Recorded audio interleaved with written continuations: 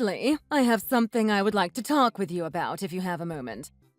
Have you thought more about what we talked about earlier? I am still waiting on your answer. Sorry, what is it that we were talking about again? I can't really seem to recall. Oh, please. Don't go and play stupid with me, young lady. You know exactly what I am talking about. I am talking about the talk we had the other day about me moving in with you and Jeremy. That talk. Oh, right. That. I'm sorry, but I was under the impression that we had already talked about all of that and that I told you the answer was no. You can't come live with us. Ugh. You can be such an insolent little brat sometimes. Do you know that? Why do you always have to be so stubborn? Do you really hate the idea of having me living with you two that much? Do you hate me that much? How about we just all try to live together for a week and see how it goes? I mean, don't you think that all these fears might just be in your head? I doubt it would be half as bad as you are imagining it would be. What? Grace, no. Of course I don't hate you or anything like that. I just think that having 3 people all sharing the same space would be pretty difficult is all. And besides, we are all active at different parts of the day. So someone in the house would always be making noise and keeping the rest of us up. But you wouldn't have to worry about that at all. After all, I know that you do most of your work at night, right? And then you sleep in the daytime. But if I lived with you guys, then I could take care of all the housework in the afternoon and you could wake up to a clean house every evening. You see? It is a win-win for everyone. Well, the thing is that Jeremy and I already split the housework and there really isn't that much to do anyways. So I don't think we would really get that much out of a third person contributing. Okay, but come now. Do you think Jeremy really wants to have to keep cleaning up the house over and over again? I am sure that he is just so tired after he comes home from work. If the 3 of us all lived together, then all of your work would decrease and we'd all have more time to enjoy the day. Grace, I am really thankful that you would be so eager to help if we were to all live together, but I just really don't think I would be okay with it. Jeremy and I both agreed that it would just be the 2 of us living together, even before we got married, and I haven't changed my feelings on the matter since then. I really hope that you can understand. But our situations were totally different back then, weren't they? I mean, think about me. My daughter, Anna, moved out and my husband died not so long ago. It gets so lonely living all by myself. I understand, Grace, and I'm sorry that things are feeling really hard for you right now. I really truly am, but I just can't see it working out well. Well, it's not just that I'm lonely. Most nights I am also scared. I mean, I'm already an old woman. Now that I am living alone, what am I supposed to do if a burglar breaks in here or something? I'd be totally defenseless. Or what if I fell and there was nobody there to call an ambulance for me? You don't understand these kinds of fears because you're still young, but they are very real and frighten me daily. Grace, I really am sorry that you are feeling this way about your situation right now. But if you are really that worried about living alone, then why not talk to Anna about moving in with her? Oh no, I could never live with that girl. We really don't get along if we are together for long stretches of time. And you know that she told me that she doesn't even want to get married. I think I would be much happier living with you two than her. Well, I won't lie. That does very much sound like the Anna I know. But even so, I'm sorry, Grace. Well, please, can you just think about it one more time? If you are worried about how I will pay for myself, I still have lots of money left in savings, so there is nothing to be concerned about there. And I promise that I won't cause any trouble for you both while I am there. There will be nothing to worry about, I swear. Grace, I can't apologize enough, but this is something that Jeremy and I agreed to before we were even married. I think that even if I try bringing it up with him, that the answer is still going to be the same. I can't believe this. You both are really going to make a poor old woman live by herself in this dangerous world we live in. Don't you two even worry about me anymore. Just, please, talk to him about it one more time for me. There is no rush for an answer. I can be patient. Okay, thank you. Bye. Grace, I'm sorry, but you can't just ask that of me and leave.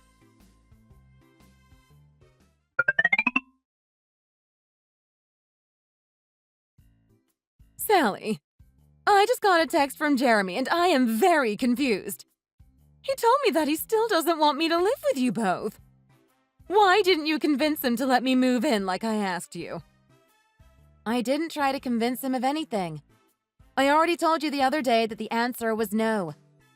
But didn't Jeremy tell you that we talked it over again anyways and the answer was still the same? Of course I did.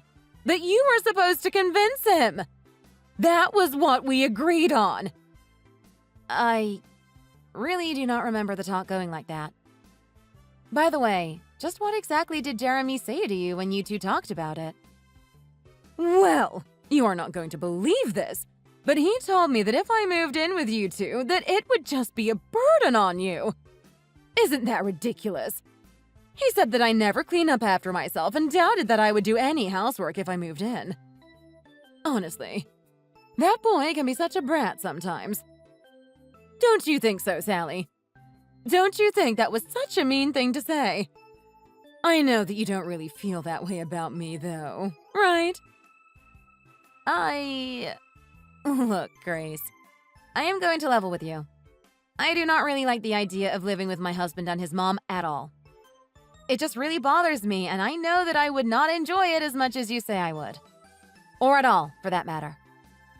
But I am telling you that you would have nothing to worry about if it was me moving in. And I wouldn't be bothered by anything the two of you did either. We could all just live peaceful, easy lives together. It would be great. I am glad that you think you wouldn't mind anything about living together with us. But it is not the case for me. I just really do not want any more people living in our place than there already are. It is as simple as that. Okay, so does that mean that you really don't have any worries about me living all by myself? Even though I am just a poor, defenseless old woman? No, of course not. And I really don't think it is fair of you to say those kinds of things to me. Sally, the truth is, of course I want to move in to be closer to my son. But I also want to move in so that we can become better friends as well. Is that really so bad? That I want to get to know my son's wife a little better? Grace, of course that isn't a bad motivation, but I just do not want to live together, and that is that. I really wish you would just respect my wishes about this. If you really want to get to know me better, I think there are other ways that we can make that happen that don't include you moving in with us. I can't believe it. All I want is to be your friend, and you are literally leaving me out in the cold to fend for myself. I never thought my life would come to this. Honestly, how much longer do you think I even have left on this earth? Okay, Grace. I think you're being a little overdramatic with this old woman talk. I mean, you are only 50 years old. That is middle-aged at best by today's standards. I am sorry that you are so worried about your age. But you are healthy, and I think that you still have a lot of life ahead of you. I don't think there is any need to worry as much as you are. But one day I won't be healthy. And then who knows what will happen to me? Who knows how much longer I will last after that? I mean, my husband wasn't much older than me when he suddenly passed. What if that happens to me? How will you feel then? You can't just pretend like I'm not your problem until it's too late. You're right, Grace. I'm sorry. I didn't mean to be insensitive about Harold's passing. So then you'll change your mind then. You'll think again about letting me live with you and Jeremy. Then if you two have kids and one of you is sick, I will be there to take care of them while you are bedridden. Okay, but Jeremy and I have already talked about this. Talked about what exactly? Just that if we did have kids, that we could take maternity or paternity leave. And that we would probably send our kids to a preschool anyways. If anything happened, we would probably just rely on those things instead. What? You would send your poor babies to a preschool? You would send them away from their home at such a young age. What's the point of even having kids if you were just going to hand them off to strangers to take care of? You need to be more present in their lives. I understand that you feel that way, but the two of us have talked and we reached a different conclusion. I mean, I went to a preschool when I was young and I never once felt like I was being sent away or that my parents didn't love me or anything like that. My parents were absolutely there for me before and after school. Well, then maybe you are an exception. But kids need to be at home until they are old enough to really start school. And if I was at home, then I could be sure to keep an eye on them while you and Jeremy kept busy with your jobs. Then, when you come back home, there would be so much less for you to deal with. How can you not see the positive in all of this? Grace, please. I really feel like you are just not listening to me.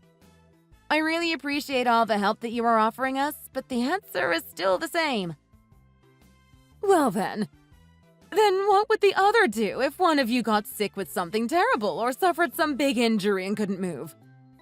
Could you both really just leave the other to do everything around the house while the other was incapacitated?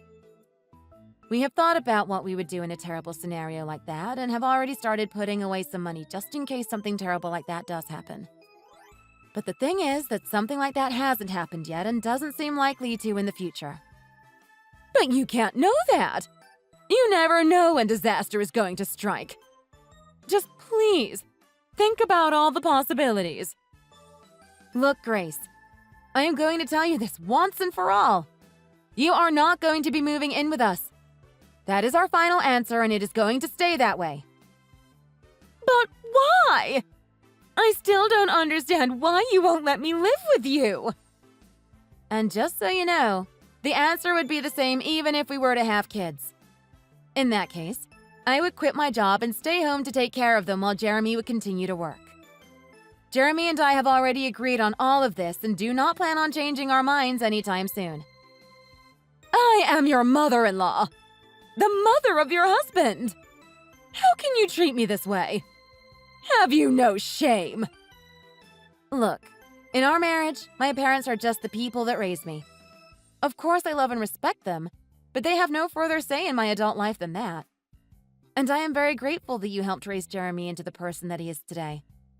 But the answer is still and shall remain a strong no.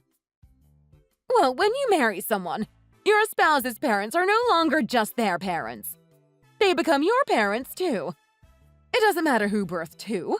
I am your mother as well, and you need to show some more respect. I didn't just raise my son. I became your mother the moment you said I do to him. Grace, I just do not see things that way. It is as simple as that. When I said I do, it was to Jeremy and Jeremy alone. I was not agreeing to become anyone's daughter or anything like that. Do you even hear yourself right now? You are sounding ridiculous. Do you really think you could have married my Jeremy without my explicit permission? Okay, this is sounding ridiculous. What are you even talking about? Do you remember when Jeremy brought me over to introduce me to you and your husband? You were furious and absolutely against the two of us being together. It took Harold convincing you to finally tolerate us being together. And? So what? That still doesn't change anything that I said. The fact of the matter is that your marriage could not have happened if I didn't allow it to happen first. Well, I am sure that at the time you certainly felt that way. But even if you had said no, I can guarantee you that it would not have stopped Jeremy and I from marrying each other. What are you talking about? You don't know anything. He is my son and he would have done whatever I told him to do. And so should you. You owe your marriage to me. Do you really have no intention of paying me back for all I've done for you two? If you want to talk about you letting us get married, then that is fine. But it has nothing to do with you living together with us. And if you think that one should lead to the other, then I have beachfront property in Arizona that you just gotta see. Of course one should lead to the other. How else are you going to show me your gratitude? Besides, Jeremy is my oldest child. It is only natural that he should be the one to take care of me in my sunset years. I thought you were going to try and pull this card. In fact, I have suspected for a long time that it was the thought of trying to bring that up that made you okay with the idea of the two of us getting married in the first place. That's right. So if you don't tell Jeremy that he better let me live with the two of you right away, then I'll cut him off. I'll never speak to him again. How do you like that, huh? Obviously, I don't want that to happen, but the decision to do that is ultimately yours at the end of the day, so... Fine. Have it your way, then. From now on, you two are never going to be hearing from me and have access to my help ever again. And no matter how desperate and terrible things become for you, I am never going to lift even a finger to help you two out of whatever situation you might be in. And you can consider yourselves out of my will as well. Again, I am sorry that you feel the need to take it to this point. But those are all of your choices to make, and we won't stop you. I can't believe this. I knew that I should have never let the two of you marry. Well, now neither of you are my children, and one day you'll both regret the cruelty that you put me through.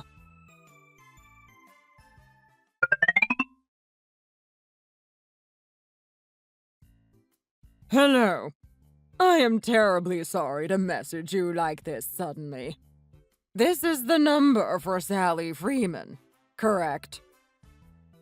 Sorry, is this Grace? Is something the matter? Why are you talking to me like that?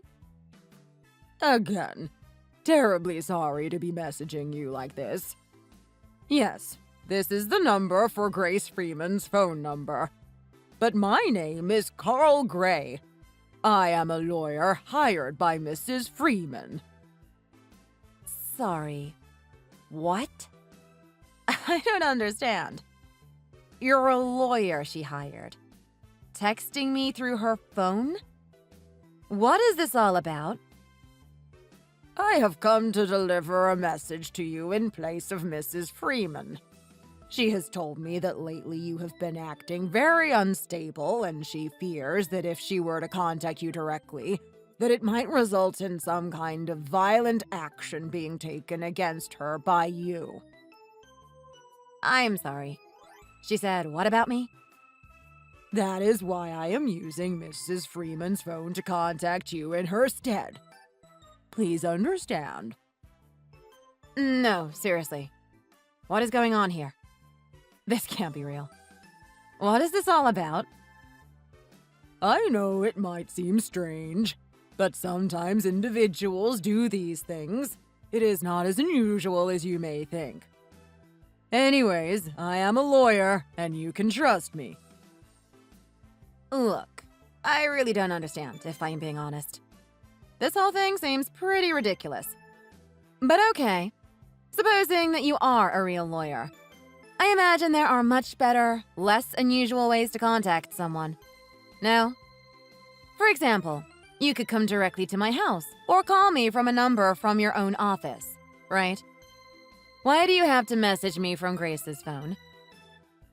Well, yes, there are those ways that we could have contacted you. But since Mrs. Freeman was worried about any violence you might have taken out on her, we decided it was best to reach out to you through her phone. She thought it would be the safest method to talk to you since you would not have access to my workplace or phone number.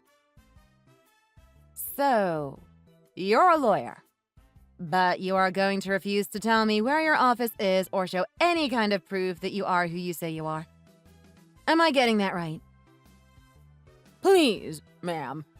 I am only here as a messenger for Mrs. Freeman. If you do not allow me to present my case to you, then I am afraid that I will have to pursue further legal action against you. Further? What are you even talking about? Oh, this is silly, but okay. Sure, go for it. Say what you have to say. To establish the fact before presenting anything further, Is it correct to say that you are currently married to and living with Mrs. Freeman's son, Jeremy, without her explicit approval of such an arrangement?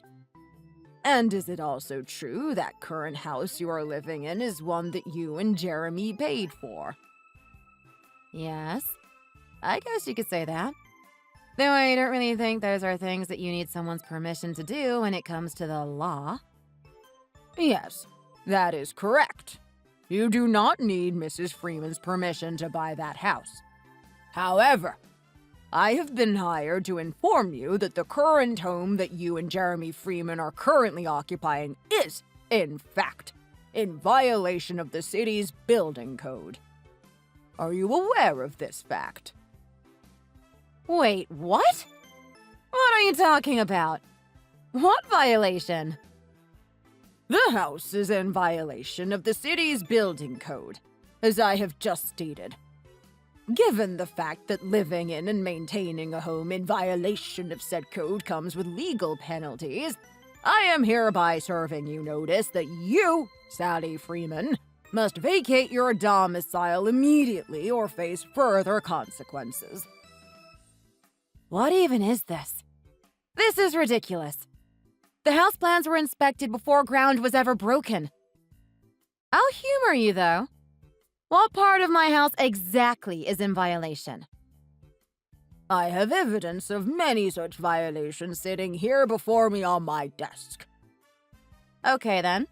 I formally request that you allow me to see your documents for myself. I am afraid that without first having your explicit agreement to vacate your home, that I will not be able to show you the countless violations that you are currently guilty of. So basically, you are asking me to leave my home without first seeing a single shred of evidence for why I should have to. Do you really think that is how the law works? And besides, why are you talking as if I would be the only one required to leave the house? These are complex legal matters that are best left in the hands of professional lawyers such as myself. Do not question them. As for your inquiry, yes, only you would be required to leave. After which point Mrs. Freeman will rebuild the house according to the city code. To put it in simple terms, you, Sally Freeman, are required to vacate the house, which will promptly be occupied by Grace and Jeremy Freeman. And can you tell me just how it ends up with me being the only person made to move out? None of this is making any sense. If I am understanding the situation correctly, the deed of the house is currently in your name, correct? You will sign over your house to Mrs. Freeman and vacate the premises immediately, or my firm will be forced to take swift and brutal legal action against you. And just what might this swift and brutal legal action entail, huh? You will be forcibly removed from your home by officers of the law. You do realize that this whole lawyer act you've been putting on is just absolutely ridiculous, don't you? This is no act. I am a very serious lawman, and the law is not to be trifled with. I have been hired by Mrs. Freeman to protect her interests and the integrity of the law, and I take my job very seriously. I see. I am so sure about that. You are hereby served with a 1-week notice to vacate the premises. If you have not done so in the allocated period, then I will be forced to begin preparations to have you forcibly evicted. Thank you for your cooperation. I am sorry, but this whole thing seems a little one-sided to me. Isn't there supposed to be a chance for me to state my case? You can't just say, "Thank you for your cooperation," and disappear. If you have any qualms about the facts of the matter that I have presented to you here, you are free to bring them up in a court during a civil trial. Are you seriously trying to challenge me to take this fake lawyer to court? Is that really what you want to have happen? I am merely informing you of your rights to a fair and impartial trial under the law. Though I feel it is my duty to warn you that cases like these are usually quite long and very costly. After all, The blame for all of this does lie solely on you. It is my professional opinion, as a licensed and legitimate lawyer, that this is a case that you simply cannot win. I see. Well, in that case, you do what you have to do, and I will do what I have to do. How does that sound? Should I present that as your answer to Mrs. Freeman, then? I am sure that you are quite busy with your work, so please take some time to think a bit further on how you would like to respond. And if you change your mind, feel free to get in contact with me at this number.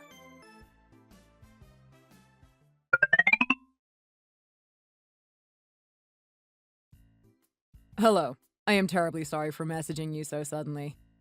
This is the phone for Miss Grace Freeman, correct? Hello? Yes, this is she. Sorry, may I ask who this is messaging me? Good. Pleased to meet you. My name is Dan Lansbury. I am a lawyer hired by my client, Mrs. Sally Freeman. Excuse me. You're a lawyer? Wow, she really did go so far as to hire a lawyer. Nah, no way. I don't believe it. Show me proof that you are who you say you are, or quit wasting my time. Yes, of course. I am so sorry to bother you. I tried going to your house to speak to you personally, but it appeared that no one was home. I have actually tried calling you several times, but got no answer. However, if you search this phone number, I am sure that you would be able to find my firm. And if you chose to come by, then I would be more than happy to show you my business card. Wait a second. You came to my house? Are you really a lawyer? And this isn't some kind of joke. No, ma'am. Here, I will send you a picture of my business card. I hope that serves as enough proof for you. Wow. So you are a real lawyer. Sorry, I just really didn't think that Sally would have gone so far as to hire a lawyer. Well, if I understand it correctly, you were the first to approach my client with a lawyer that you hired. In fact, that is what I would like to discuss with you today. Oh, right. That. So, then what about it? What would a lawyer like you want with me? Well, I had a couple questions about the lawyer whom you had contacted my client. I was wondering if you might be able to share with me the name of his firm. Well, I couldn't share information like that with you. Oh, well, may I ask why not? Why not? My lawyer asked me not to. Lawyer's code or something like that. Pardon my saying, but I don't think it is that you don't want to tell me. I think it is rather that you can't tell me. The reason for that being because your lawyer doesn't actually exist. Is that correct? Excuse me. And just what is that supposed to mean? Of course I have a real lawyer. What is this really about? Quit messing with me. I am sorry, but the only information that you have given about your so-called lawyer is his name. And yet you can't, or refuse to, provide any way to contact him or even where he works. I am sorry to say, but if that is all you can provide, then I do not think that you really have a lawyer at all. Well, that was just because my lawyer told me that I didn't have to give anyone that kind of information. Well, that may be all well and good, but the fact is that a lawyer should not be giving you that kind of legal advice. If a lawyer refuses to show any proof of their certifications, then I really do not think that that is a trustworthy lawyer. Okay, I have had just about enough of this. Carl Gray is a real and legitimate lawyer. Of course he really exists. I have had just about enough of this silly little game of yours.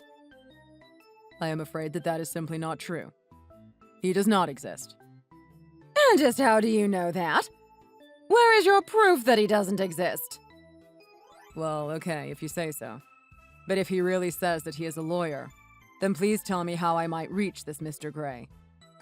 But I've already explained to you that I can't do that. I promised him. I just can't. Mrs. Freeman, are you aware that impersonating a lawyer is against the law and a criminal offense? What? What are you saying? What are you trying to imply? I am saying that impersonating a lawyer is against the law and has consequences. And while they may not be as serious as other crimes, The fact of the matter is that it is illegal for someone to pretend to be a lawyer when they are not. Do you need me to explain this to you any further? Wait a second. Just hold on. Okay, I get it. So, I guess the secret is out, huh? You figured out that I was just pretending to be Carl Gray. Yes, in fact, it was not that difficult to parse out at all, if I'm being honest. But I had a good reason for doing so. This has got to matter, right? Sally and my son. They built their house in secret and I felt threatened. Do you understand what I'm saying? No, sorry. I'm afraid that I'm not really following you. Well, that's... Okay, wait, I got it. What if you become my lawyer instead? I can pay you with the money we get when we sue the pants off of Sally. If you help me, I promise that I'll make it worth your while. You'll be rich. I am afraid that I will have to pass on that offer. I was hired legitimately by Mrs. Freeman, and I have no interest in working for a criminal lawyer impersonator such as yourself. What? Just who do you think you're calling a criminal? I am calling you a criminal, of course. And I do plan on reporting you both to the state bar as well as the police. Okay, wait, please. Just hold on. You don't have to do this. Do we really have to get the police involved? Surely it isn't that serious. I just wanted to scare my daughter-in-law a bit for the way that she and my son were treating me. But I didn't know it was a crime. It was just a big misunderstanding. I am sorry, but this isn't a problem that will simply go away just because you didn't know that what you were doing was a crime. Okay, fine, I get it. You drive a hard bargain, but I'll pay you 3 times. 3 times whatever Sally is paying you to make this all go away. Then you can come and work for me and we can go after Sally together. I don't want or need your money, Mrs. Freeman. And I certainly will not let myself be bribed into becoming your lawyer. In fact, I intend to prosecute you to the full extent of the law for what you've done. I will see you in court. What? You mean you're going to sue me? I'm going to have to go to court? But why? I didn't even do anything, really. You stopped me before anything really bad happened. I heard that you threatened my client with forced eviction from her home under false pretenses of a violated building code. And yet, my client, Mrs. Freeman, tells me that you failed to show any proof of these alleged violations. I am afraid that in such a case, I am really left with no other choice but to take you to court. But I am telling you that there is no need for all of this. It's just a misunderstanding. I was only trying to scare her a little. Isn't this all too much? I mean, I don't even know anything about the building code. I was just coming up with something so that I could make her feel a little pressure is all. Is that really worth taking someone to court? Well, I can assure you that there are no building code violations whatsoever present in the home of my client. And for your information, typically after a building is completed, it is inspected to make sure that everything is up to code. Then the owners are given a certification of inspection along with the deed. And that proof includes a date by which they should have their house inspected next. Well, I don't even know what any of that means. And some help that does me now. What am I even supposed to do with that information? I mean, I don't even care about the building code or anything like that. I was just trying to make Sally and my son get a divorce so that I could move in and live with him. Well, I am afraid that any chance of that happening is well behind you now. What? What do you mean by that? Well, I have talked to both Mrs. Freeman and her husband, your son, Jeremy, and they have both said that in light of all these events, they want to completely cut their ties with you. Of course, it is far beyond the reach of the law to actually enforce something like that, but they have both said that they wish to renounce any inheritance that you might have left for them. They also wished for me to tell you that if they find you near their house, following them in any sort of way, or trying anything like this ever again, that they will file for a restraining order against you. Wait, please. What did I even do? This is all too much. I mean, honestly, I didn't even do anything. Besides, I'm their mother. They can't just throw me away like this. It's unacceptable. They can't do this to me. I am merely their lawyer and passing along what they wished for me to tell you. I don't really have any control over the situation at all. But then... Well... Can you tell me what is going to happen to me? Well, you might be arrested for what you've done. Or you might get away with just a fine. To be honest, I can't give you a clear answer without seeing how the case develops. You can't be serious. I'm Jeremy's mother. I'm Sally's mother-in-law. I'm practically her mother, too. They can't do this to me. You keep calling yourself their parent, but I am afraid that even if that were true, that still does not mean that you can do whatever you would like. Even children have rights. And the fact of the matter is that what you did was a crime. But I didn't know. How could I even know something like that was a crime? Well, whether or not it will be treated as a crime is ultimately up to the police and the state bar, not myself. But either way, I hope that you can take some time to reflect deeply on what you've done here. Please, wait. You can't just leave me like this. I'll have nowhere to go.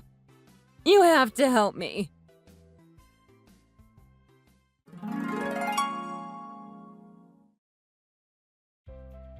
Grace was reported to both the police and the state bar.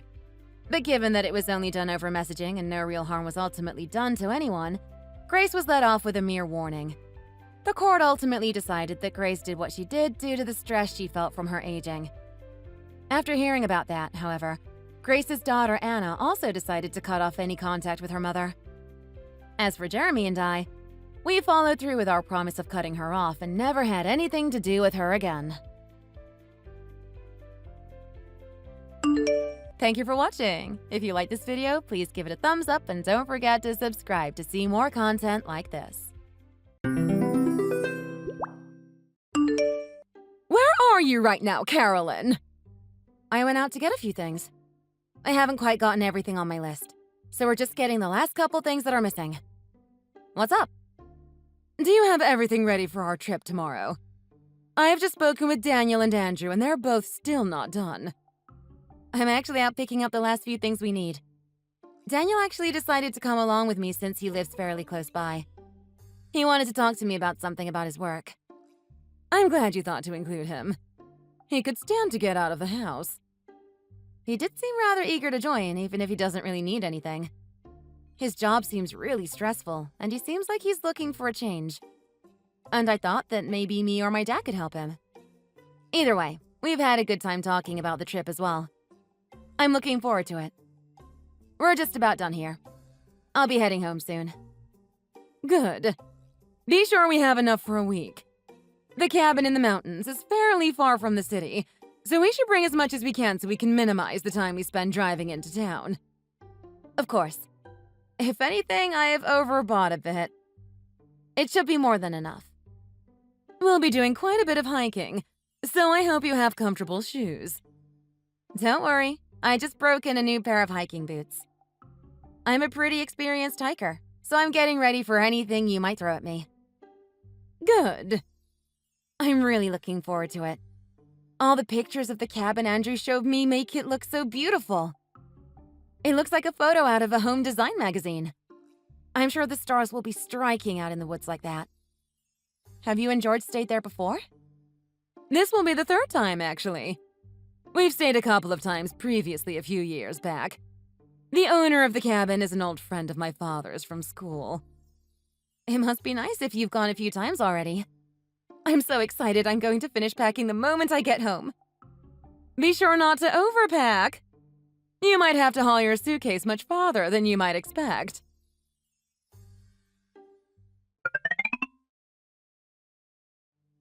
Hi, Robin. I'm sorry to bug you. I just can't quite figure out where you all went. I think I might have gotten a little turned around.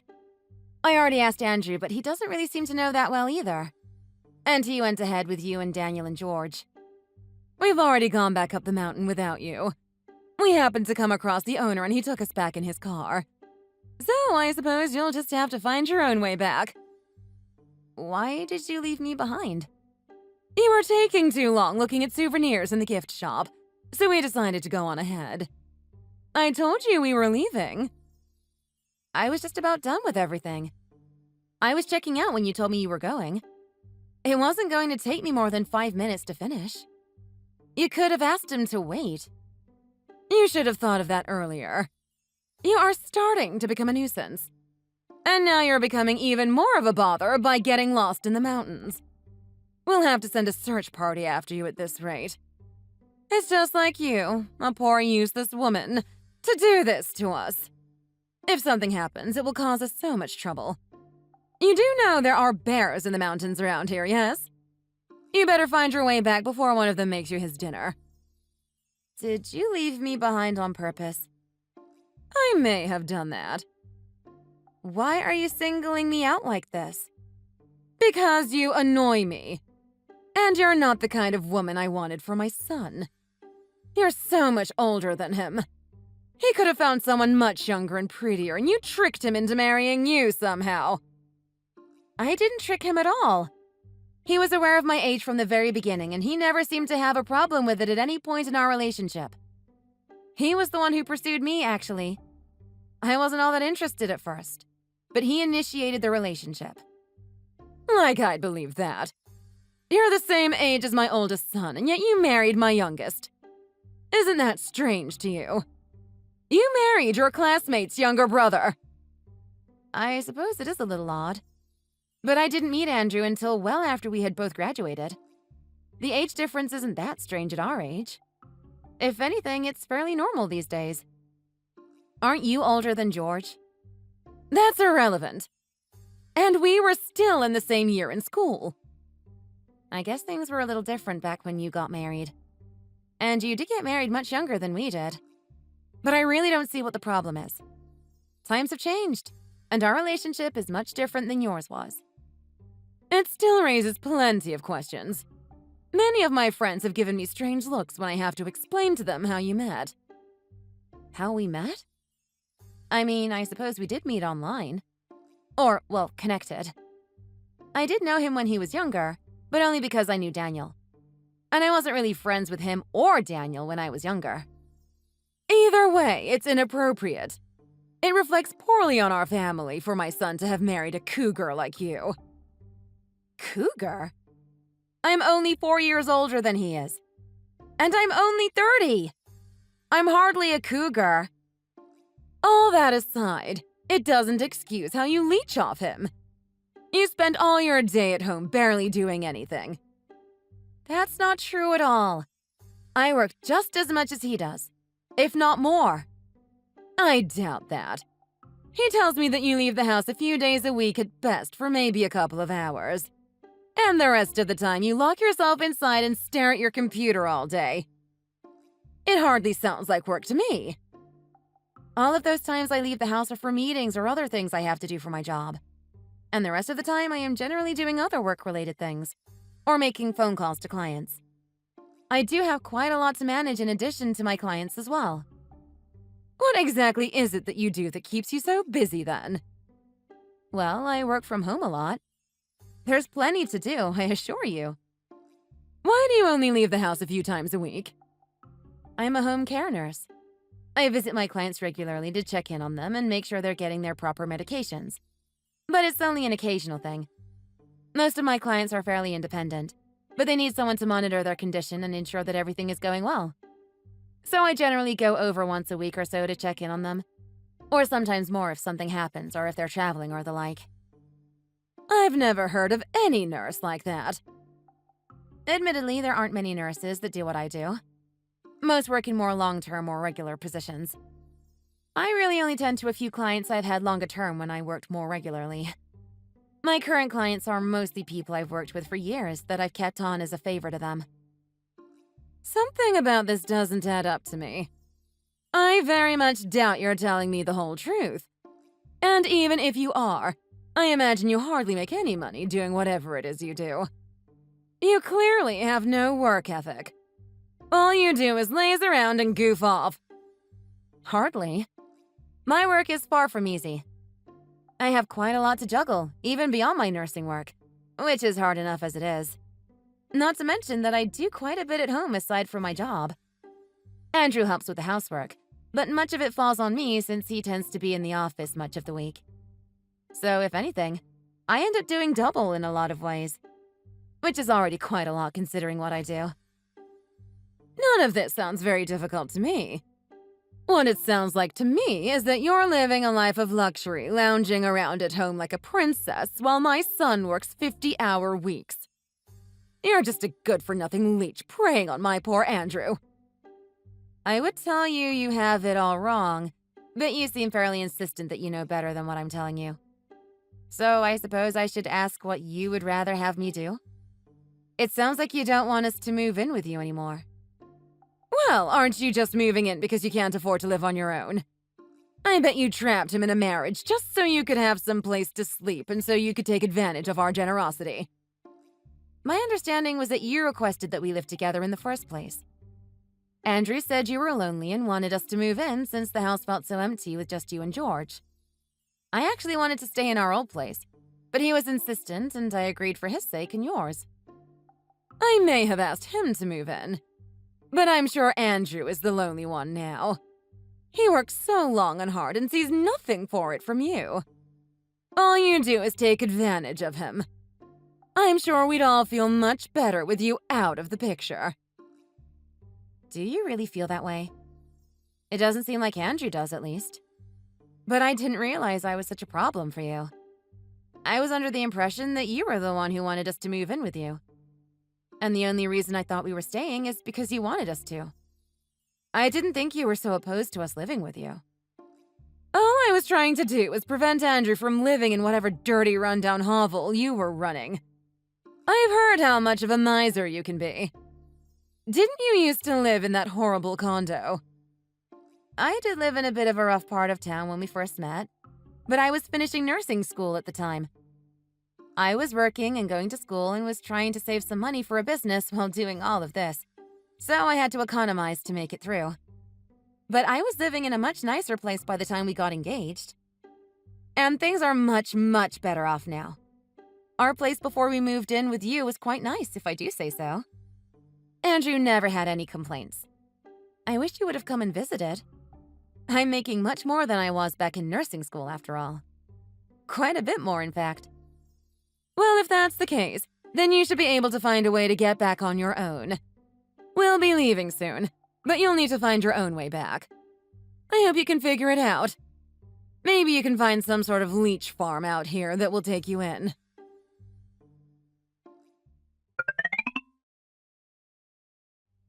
Did you leave the house at all today, Carolyn? I haven't seen you do anything at all today. What about that job of yours? I actually just left a client's house a few minutes ago. It wasn't my usual day, but his family was taking him home with them for a visit, so I needed to go check in on him to make sure everything was ready for them to take him. I'll be home before dinner. I have some things prepared already. If you're hungry, feel free to start things before I get home. I can wait. What I'm more interested in is how you've been acting towards me the past few days. You've been giving me these cold stares whenever I talk to you. It is making me uncomfortable. You know the reason. You know, speaking of, how did you manage to get back? I saw you drive up in some unfamiliar car when you got home. That was your friend, the owner of the cabin. He saw me walking back up the road as he was going to check on the cabin and offered to give me a ride back into town. I insisted he drop me there and that I'd take a bus back, but he was kind enough to drive me all the way back. You're quite the lucky girl. I'm sure you told him some sob story that convinced him to bring you all the way back. No, I just explained the situation to him, and he was sympathetic. He seemed surprised that you would abandon me like that. Though actually not all that surprised. He said he could picture you doing something like that. I very much doubt that. He and I have always gotten along quite well. It doesn't seem like that to me. From what I can tell, he tolerated you because he was such good friends with your father. But that's just my opinion. You're spouting nonsense. I bet you just charmed him with that sad-eyed look of yours. I can tell you use your looks to manipulate men. Though I doubt it convinces many men these days, with how old you are. You really seem fixated on my age. It's a little strange if I'm being honest. Why shouldn't I be? When I was your age, I already had a real family. Daniel was already 2 years old, and I was pregnant with Andrew. You haven't even managed to strike out on your own. Andrew won't wait around forever, you know. He'll want children eventually, and time is swiftly running out. Not to mention, I expect grandchildren while I am still young enough to enjoy them. Andrew and I have discussed it, and we've both agreed we'd rather wait until we feel more confident that we have a stable situation before we have kids. He's still too busy to be present, and my schedule is too unpredictable. I know there are some risks associated with pregnancy in your 30s, but I'm willing to accept that.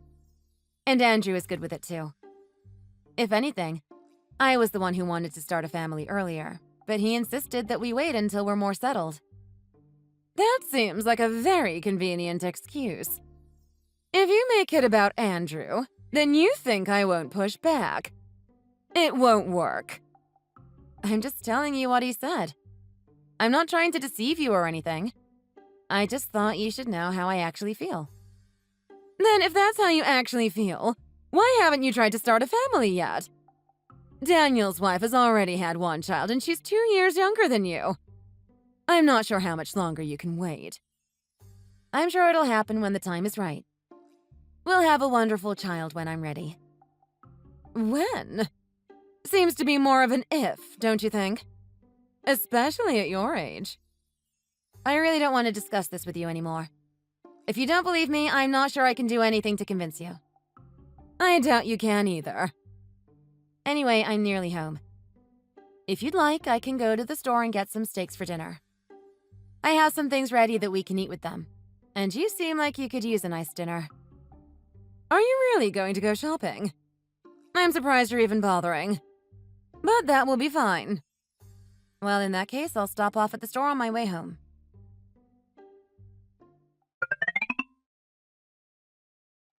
Do you have a minute to talk? I have something I need to tell you about. Shouldn't you be working right now? I am working. In fact, I have been the entire day, though I suppose you haven't noticed. But I have a bit of a break between meetings and clients right now, so I thought I'd take the time to talk to you now. Fine. What is it? Andrew and I are planning to move out next month. He and I have been looking at houses, and we think we found one we like enough to buy. Next month? Isn't that a little soon? And you're going to be leaving me and George all on our own.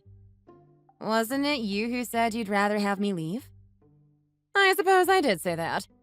But I definitely don't want you dragging Andrew into some dirty apartment filled with rats and cockroaches. What I wanted is for you to move out on your own. Well, that was never going to happen. I would think you would know your own son well enough to know that he has no interest in leaving me or having me move out alone. I'm sure it's because you've got him trapped somehow. Whatever you say. So, what's the plan? Are you tricking him into moving into some ratty apartment by the docks? It's not a ratty apartment. We bought a beautiful house by the river, actually. There's no way you could afford a house by the river. You must be lying. That or you took out some shady loan. I can't imagine any bank would give you enough money for that. No, we actually managed to pay for it in cash. It's a little bit humble, especially considering the area. But we own it outright. The only debt we have is from the car that Andrew bought before we got married. But we have that nearly paid off as well. Did you really buy it all in cash? Each lie is more transparent than the last. How do you have enough money for that? I do fairly well in my job. It's a very specialized field in high demand, and I have quite a few clients who are rather moneyed themselves. So they pay handsomely for my services. And I have a little bit of money saved away from some of my other work, though most of what I put into the house is from my nursing work. I very much doubt that. There's no way a nurse gets paid enough to afford to buy a house in cash. And you barely work as it is. You're home more than you're at work. And you can't be a nurse on a computer. I have my ways, though I doubt you'd believe me no matter what I say. You're right about that, at least. Oh, and there is one other thing before I forget. Don't just ignore me and move on to something else. You still haven't explained yourself. We can talk about whatever other concerns you have later. I think you'll want to know what I have to tell you. Your son got let go from his job. What? Don't worry, it's not Andrew. It's Daniel. He was saying that there were some layoffs at his work, and he was one of the ones that got let go. Or maybe not layoffs, restructuring. Actual restructuring. Not restructuring like they tell you when they're just cutting your job. He's staying on until the end of the month, but he won't be working at his current job starting the 1st. How do you even know about this? I bet you're just making things up like you always do. I'm not making up anything. I heard it from Daniel himself. We went to dinner with him the other day and he told us about it. He asked us to tell you since he didn't want things to be awkward. He knew you might react badly. Why would I react badly? Well, he might have ended up getting laid off, but he was actually planning on changing jobs anyway. But the new job is going to be based in Singapore with a new company he's helping to set up. And he's probably going to have to move. He's going to be moving to Singapore? It's going to be quite a nice job with pretty nice pay, all things considered. He'll even have his apartment paid for as part of it. He's picked it out himself. It sounds like it's going to be quite deluxe accommodations, too. Right in the middle of the city, overlooking the ocean. I was surprised he managed to find something so nice with his budget, but he did. He did seem to be a little worried to be moving his kids halfway across the world when they're so young. But it seems like it's better to do it now before they get too old. You're just trying to mess with me, aren't you?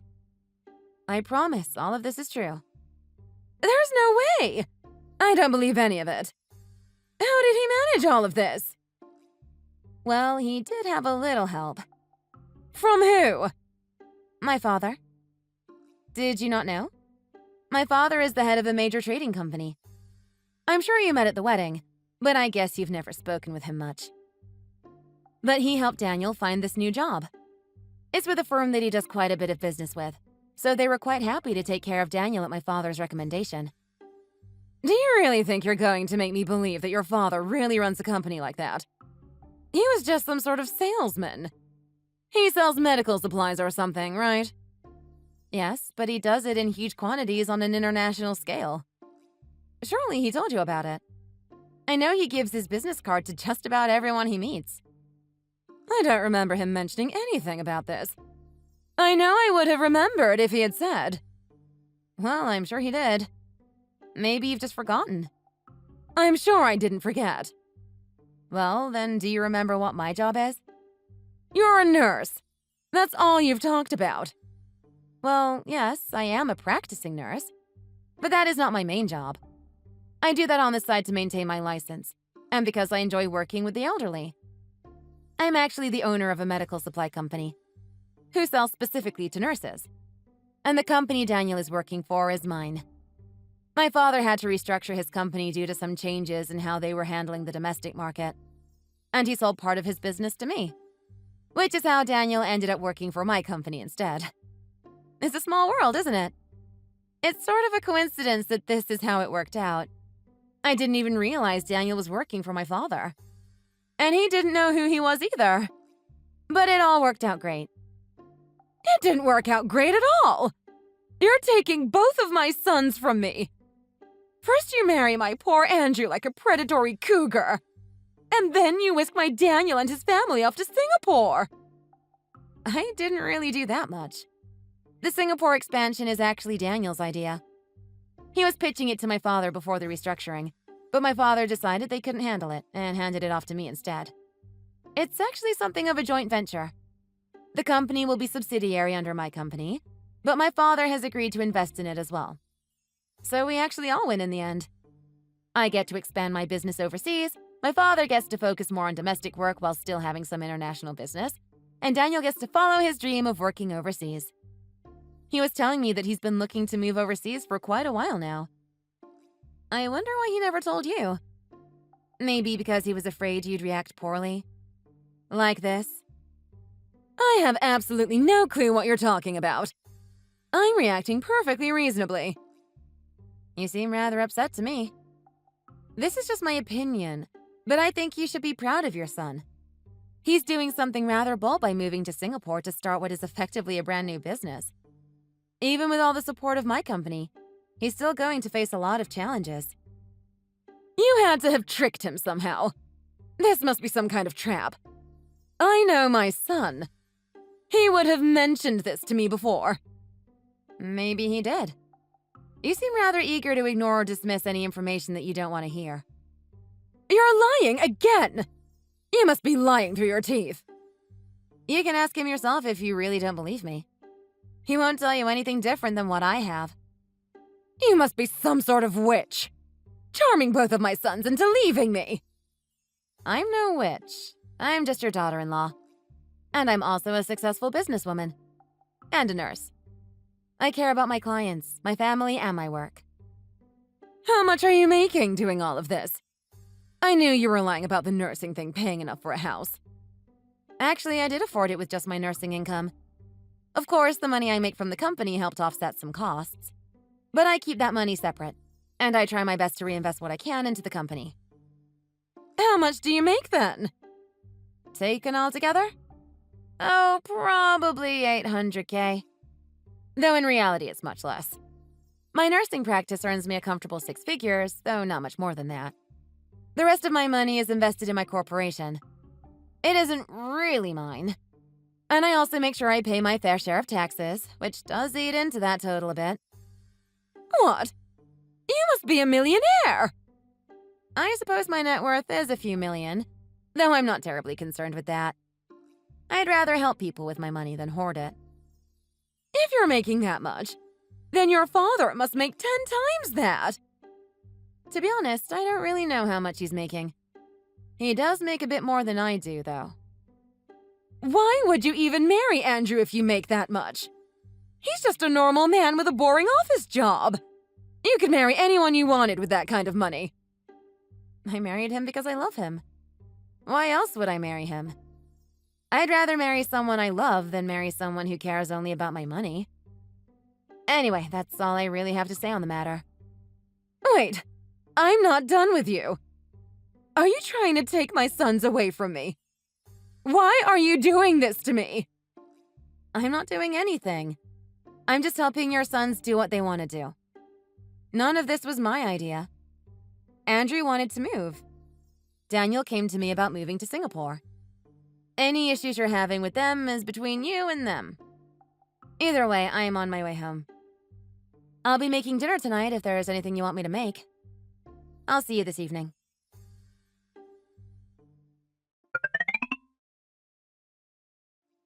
We just finished moving everything into our new house. Our view of the river is quite beautiful, I have to say. So, you and Andrew really did move out after all. Did you think we were lying? I guess I thought it all seemed like it wasn't true. Well, it is. And Daniel will be headed to Singapore in about a week. You've stolen both of my boys from me. Are we really doing this again? We are! Because you won't accept what you've done! You tempted Andrew away with your money, and then you shipped Daniel off to Singapore! You stole them both from me! Daniel is just starting a new job, and he's going to Singapore because he wants to. He's not going to be any less close to you unless you drive him away. Sure, he'll be in another country, but he's not going away forever. I'm sure you'll still talk to him plenty. You're the reason all of this is happening. You're a horrible witch. You're making Andrew leave me. You're the one who wanted us to move out. Or me, at the very least. If you wanted Andrew to stay, maybe you should have been nicer to me. If you hadn't suggested I leave, we may never have bought a house. You're awful. You're out to get me. I know it. You seem like the one who's out to get me. Or did you already forget when you tried to abandon me in the mountains? I still haven't told Andrew about what you did for his sake. I just told him I had gone back to the cabin because I was worried we had left something behind and that I had worked out the thing with the owner in advance. I think if he knew what really happened, he might not talk to you. And I don't want him to be mad at you, because I know he'd be heartbroken. You were trying to drive me away. But I did speak to George about what happened. You did what? He was rather kind about the whole thing. Apologetic, even. He's even been helping us with the move. You told him! Why would you do this? Why would you rat me out? Should I not have? I thought at least one person should know what really happened. Don't worry, he agreed not to tell the guys. But I thought I should at least speak to him about how to handle you. You shouldn't have said anything to him. I was just trying to improve our relationship, since clearly there's something wrong here. But from what I can tell, he seemed to think that whatever it was wasn't me. It was you. I'm inclined to agree. Did you show him our conversations? He asked to see them, so I showed them to him. He seemed rather interested in knowing what had happened specifically and what you said. And he apologized for your behavior and agreed to help us with the move. He was actually a huge help. He recommended some fantastic movers that his friends had used and got us a great rate. Did he really? You have to be lying again. Have I lied to you at all during any of this? I'm sure you did. I'll figure it out. Well, again, you can talk to him yourself. He didn't want to upset you, which is why I imagine he hasn't said anything so far. But if you ask him, I'm sure he'll confirm. He may not be very happy with you, though. So, good luck with that. Wait, fix this! I can't fix what I didn't break. This is your problem. You'll have to sort it out with him. Last time I talked to him, he didn't seem all that happy with you. I can't believe you! Fix this right now!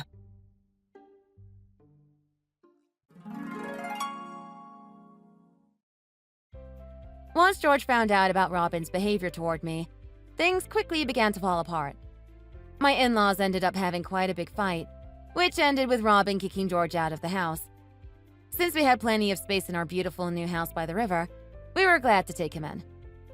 Andrew, as I thought, was shocked and heartbroken to hear about what had happened between me and his mother on the mountain.